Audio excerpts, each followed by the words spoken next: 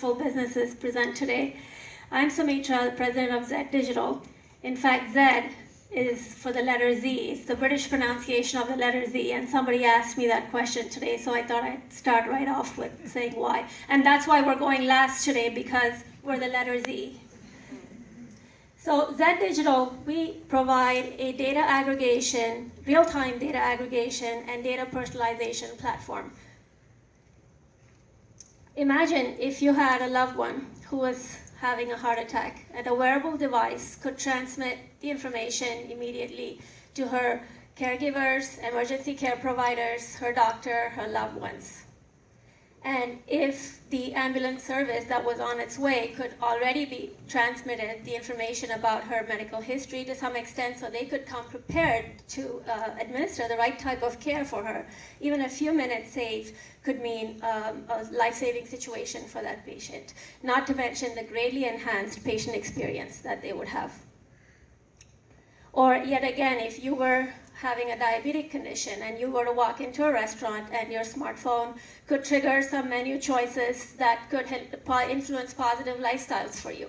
So what is happening here is real-time data being applied to you in a personalized situation. Once again, a smart refrigerator, which could tell you what's in your refrigerator, help you prepare a menu based on your health record and your health needs and your personal lifestyle and preferences, and could even place an order for some of these items that, on a weekly basis for you with your favorite grocery stores. Digital personalization, that is what is happening, and this is the era we're in, where data comes to you at your moment of need, when you need it, how you need it, where you need it. So that is what we do at ZED Digital. We have a data aggregation, real-time data aggregation and personalization platform that aggregates data from different places where it is. So electronic health records, patient charts, or it could also be insurance information, and brings it to you in highly personalized situations, on demand, when you need it. So it is the opposite of what we do today, which is we go to the web to look for information when we need something. But here, the web is coming to you in a highly personalized manner when you absolutely need it, with pre-authorized information that you have provided in the application. This is how this is actually a new era in computing, if I may say so. Back in the 80s, we had the personal computer, which brought computing to the common person, and then you had the web, which really transformed that experience and brought content and information in a widely available format. And then you had the mobile revolution just roughly 10 years later. So you see there's about a 10-year shift in the computing industry that's going on. So the mobile revolution brought computing to half the world. And now you have the personalization era, where computing comes to people at, when they need it at the moment of need.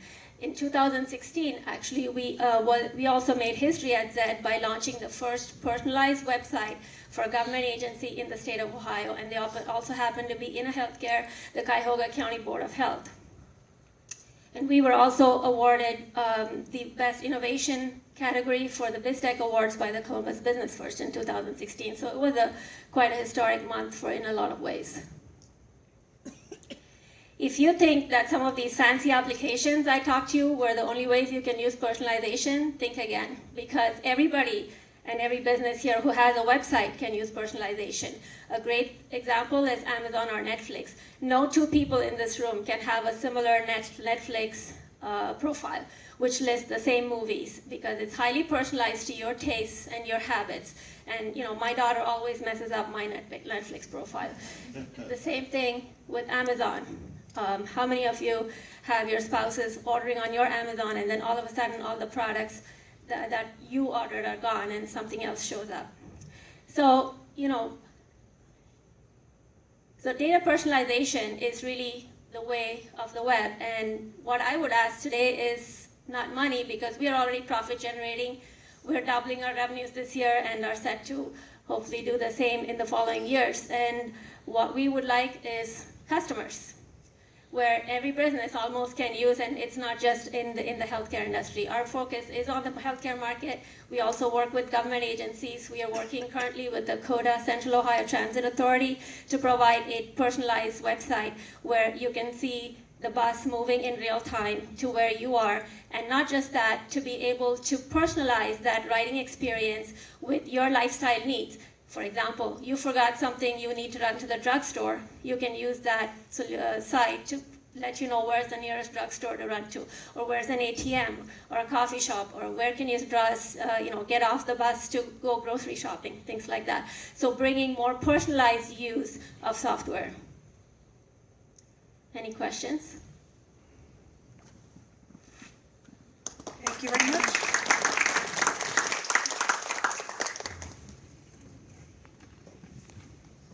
So I read your profile before we got here, and you mentioned specifically as it relates to healthcare that you were able to prevent or reduce patient readmissions and enhance patient experience by over 80%. So can you tell us more about that specific healthcare experience? Yeah, so the patient enhancing user experience is more the term. For example, the County Board of Health was able to enhance the user experience of people on their website by over 80%. And in any of these examples that I gave you, it's going to be well over 100% over the current experience they're going to have. And we also were able to deliver over a 20% increase in sales or new client acquisition or new patients because of the experience that they would have with your facility or your software. It seems like your company's less about a specific product and more about an expertise and maybe a platform. Am I understanding that correctly? We have both. So we have a platform that can be customized to pretty much any type of software, whether it be a portal, a website, or even a regular desktop-based software. But we also have certain applications and products that we have already provided, so already developed. So one is the transit visualization product that I was mentioning. We also are developing a product in the health and wellness area to be able to influence positive lifestyle experiences of lifestyle choices based on for corporate wellness. For employees to be able to be exposed to personalized data and content that would help them have a better lifestyle choices. How do you measure success, I guess? So when you're looking at all these different types of customers, how do you measure that customer satisfaction is better? I guess what are your Yeah, we use a very user-centric approach. We use what's called usability testing, which is an empirical method to measure software success. So we would actually administer real-life situations to test how a person uses the software and measure the number of clicks, the time taken to complete a task, the user satisfaction rating. So these are very empirical numbers and we measure that before and after. So comparing the way they would do it before versus how they do it now with the new software. So that's how we are able to get a lot of these ratings. That is very important as it relates to health IT. We've had even the American Medical Association really speak loudly to the electronic health record vendors about their usability. So do you ever offer services to other organizations as it relates to their user experience? And is this a technology that you can layer on to something else, as robust as an electronic health record? Oh yeah, usability testing. Is that your question? Can usability testing be applied across other software? Could your platform somehow be applied to be able to any software? Yeah, absolutely. For personalizing any software delivery, compared to how it's doing now, to really recognize that end user's intent and based on their need to access information and their level of access, to be really able to personalize that experience to enhance that usage, reduce anxiety in software usage, but really greatly increase the ease of use. You mentioned customers. What does a customer look like for you? Well, it depends on the market. So in the government market, it's cities, municipalities, state government. We're providing a service to the city of Gehenna right now to personalize their entire website, where you can have your own personalized Gehenna of how Gehenna is working in your street and for your house.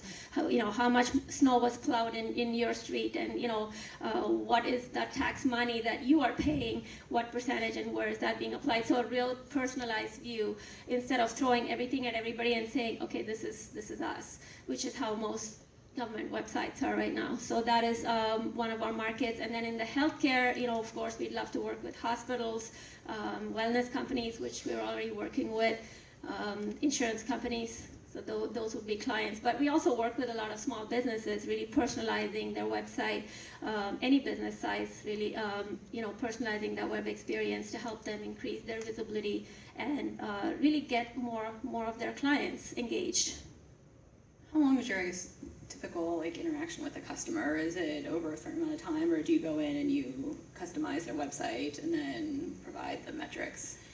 Well, we have, in many cases, a product, so that we can plug and play to some extent, and then do a little bit of customization, and then we may or may not build a website over it. We could also add it to an existing website. We don't have to rebuild or customize their existing website, so we can add personalization to any existing software or a website. So in that case, it could be just even 6 to 8 weeks, so it doesn't have to be very long. In that case, if they're still using one of your products, do you have an arm of your business that's software as a service, that's SaaS-based, where you've got a recurring revenue model? Yes, we have a licensing model for our product, and I forgot to mention the cost for an end user could be from 15 cents to 50 cents a month per user. So it's a very affordable cost for organizations to be able to invest in. So that's our licensing model for the product, and then we've depending on the customizations that we may provide, there's a recurring model for the service and maintenance. Is there any type of marketing, I guess, that you work with? So as you're following a certain personalized website, that you would bring in certain ads based on kind of where they're going or what they're looking at, or?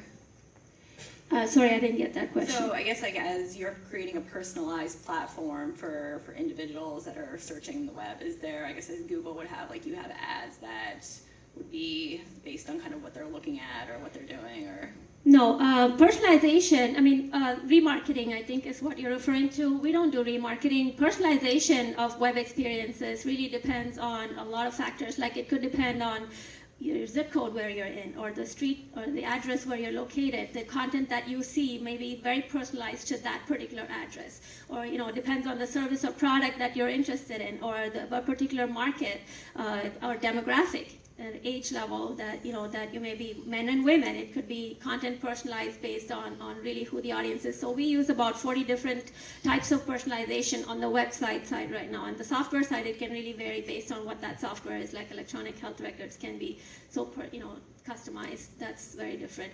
But on the website side, we do about 40 different types of personalization. Thank you. Thank you very much.